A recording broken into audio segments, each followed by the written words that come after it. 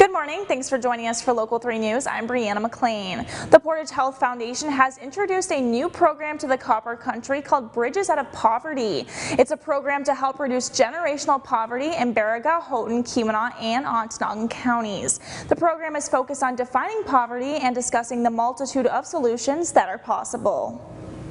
Most often there are certain conditions within the community that are very difficult for somebody to get out of poverty that wants to.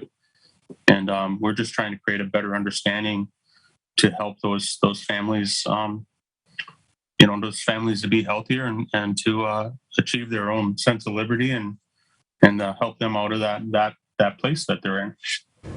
The next step to the program will be creating a multi-sector steering committee for Bridges Out of Poverty to create a framework and timeline. In other news, Enbridge says it has retrieved an anchor that broke away from a maintenance vessel while on the bottom of the Straits of Mackinac. This started last Wednesday as a contractor was doing seasonal work on the underwater section of its oil pipeline called Line 5. The contractor dropped an anchor about halfway between the line's dual underwater pipes. When the crew later tried to raise it, the shackle connecting it to the cable failed. A crane on a barge was used Sunday to lift the 1,500-pound object to the surface.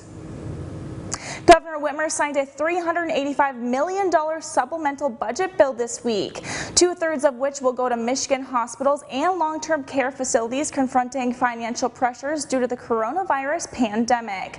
The new law also allocates $105 million to increase subsidy rates by 40% for child care providers that serve low-income children, retroactive to last October.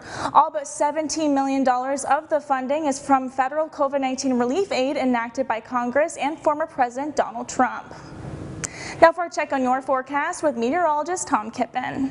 Thanks a lot, Bree. As we look at what's ahead for today, we're looking at some thunderstorms that will be possible. Highs today in the 70s and 80s. There is a chance some of these thunderstorms could have some heavy rain, possibly some hail, and maybe some stronger gusty winds. Turning cooler though on Thursday. Weather anytime today, upmatters.com.